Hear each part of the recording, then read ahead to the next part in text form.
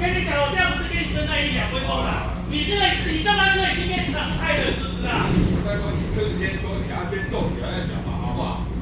先说啊，你这个你骑按车起来就是这样。畜生！哦，你不要直接骂人嘛，哦。什么骂人？我这班车我已经做得很妥当了啦。好了。那你们出声音，这还算可以啊。欠人家干掉，每次都这样子。14号，每次都要干掉一次。